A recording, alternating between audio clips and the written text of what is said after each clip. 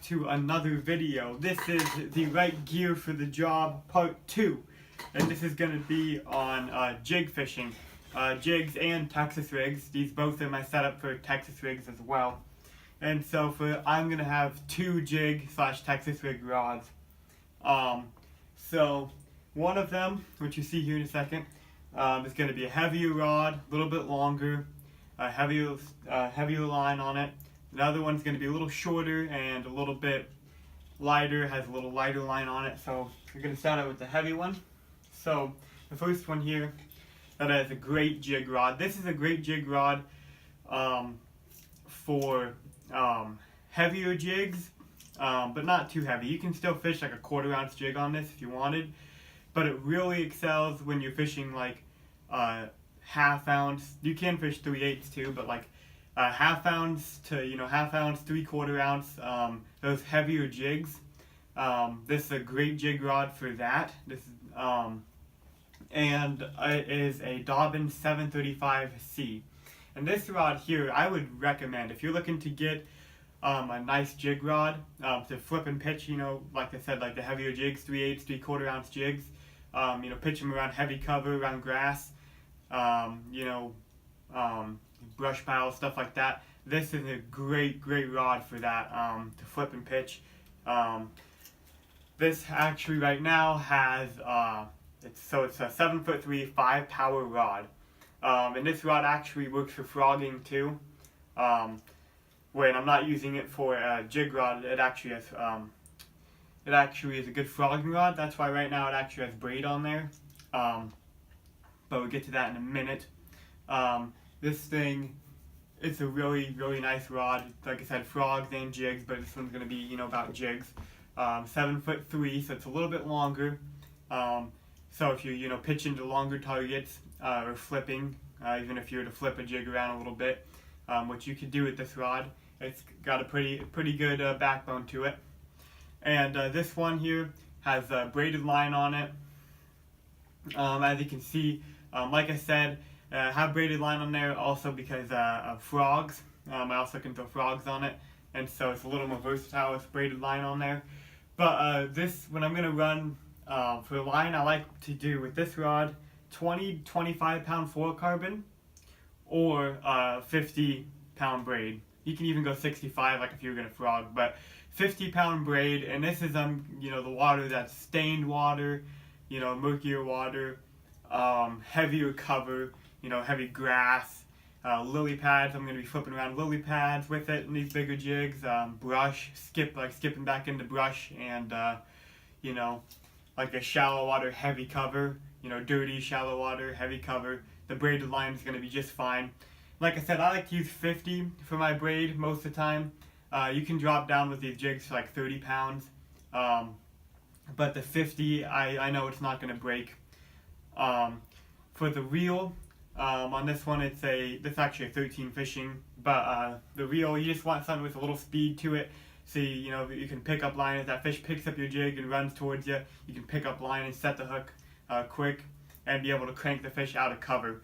With the jigs, especially these bigger jigs, like this is gonna be like my usually my flipping jigs with the bigger hooks on them. That's a no jack. It's a dirty jigs, no jack flipping jig. Highly recommend those jigs if you're gonna be flipping around heavy cover. That hook on there is not going to bend out, so you can throw like on braided line like this, a heavy rod, and you don't have to worry about that hook bending out. So if you're going to do that, I also have my drag cranked down pretty good, pretty much all the way tight, because you'd be surprised how powerful these bass are. When I was, the little story here, I don't have much time, but when I was first getting into bass fishing, when I started throwing frogs, I did not tighten my drag all the way down. With frogs, it's very important that you do have your drag pretty much cranked all the way down, as tight as you can get it, so that way on that hook set, your drag's not slipping, and you're not gonna, especially with like the frogs or these big hooks on these big jigs, you gotta make sure that you get that hook penetration. You get that hook, that big thick hook to penetrate. And I had my drag real loose, and I was setting the hook, and my drag was slipping. And not only was it slipping on the hook set, but these bass, especially nice size ones, they can be powerful fish. They can be powerful fish, and so even just fighting them, they can, you don't really want to fight them because they throw the hook. And so just crank that drag down, set the hook hard, and bring them in the boat. You don't want to have any chance, especially with the heavy jigs like this, they can throw them, they get leverage with that weight and can throw the jigs. So you want to get them in the boat as quick as you can so you can't spit that jig. So like I said, this is a great rod. It's actually a mag heavy, but like a heavy action rod.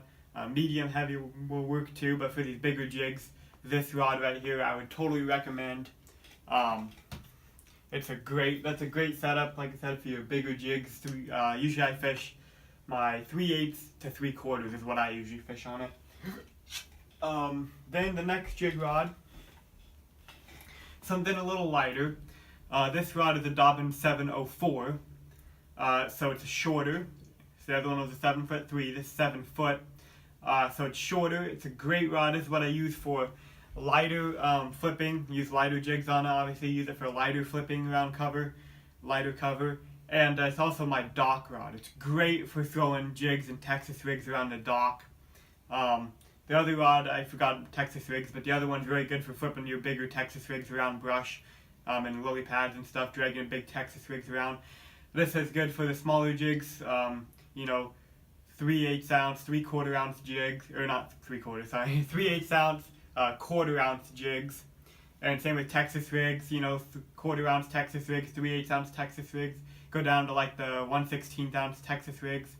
But it's a 7 foot, more of a medium heavy rod. It actually says heavy on here, 704. But that to me is more of like a medium. It's not like I mean it's still a heavy rod, but it's more along the lines of a medium heavy. Like when I'm fishing this rod, I don't think of it as a heavy rod. I think of it more as a medium heavy. And so, like I said, smaller jigs, my lighter jigs on it. And it has fluorocarbon on it as well. The other one had braid, but you can on the other one go with 20 pound, 25 pound fluorocarbon instead of that braid. This one I run 15 pound fluorocarbon on. Same thing, fast gear, lock the drag down, because it's 15 pound fluorocarbon. A lot of people think 15 and they're like, oh my gosh, it's not that strong, it's only 15 pounds. But 15 pounds is a lot, and if you get good brands like this is P-line fluorocarbon, but if you do like the Seaguar and Vizex, makes great fluorocarbon. Seaguar also has the Abrazex fluorocarbon.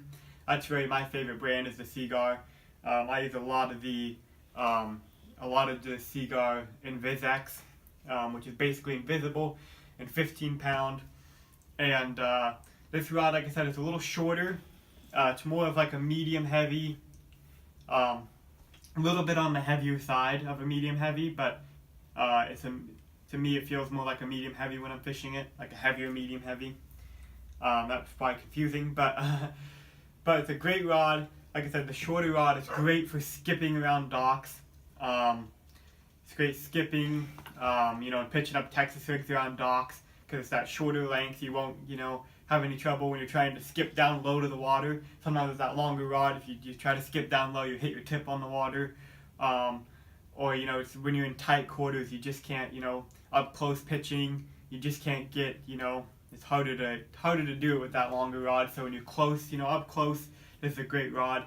Like I said, a lighter cover, a medium heavy rod will work just fine. 7 foot medium heavy. And this is, like I said, for my lighter jigs.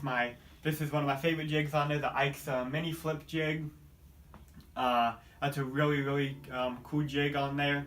Actually, my favorite jig right now, because I can also swim it. But that will be in the next video when I talk about that. But it's just a great rod for a little bit lighter jigs and Texas rigs. So those are my 2 jig setups, and those I would definitely recommend. I'd recommend that Dobyns 735 C. That rod, if you're looking for a jig rod, is an excellent rod. But like I said, probably better to put 20 pound fluorocarbon on it, and faster gear ratio reel. You can flip a 3/8, 3/8 or a ½ ounce jig on that thing all day long, and catch a lot of fish with it. So those are my 2 setups, and I definitely recommend them for you. if you're looking to get into jig fishing. So thanks for watching, and remember this series that I'm doing, I did part 1 on frogs, this part 2 on jigs. This series is not necessarily, I'm not telling you guys how to fish the lure, I'm just telling you gear to put it on. In a different video, I will be, like once it warms up and it's not frozen outside, and I can actually get out and fish, I will be doing actually how to fish. I'll do a frog one, how to fish a frog properly, a jig one, how to actually fish the jigs. Same with crankbaits, all that stuff. But thanks for watching, guys, and I'll see you in the next video.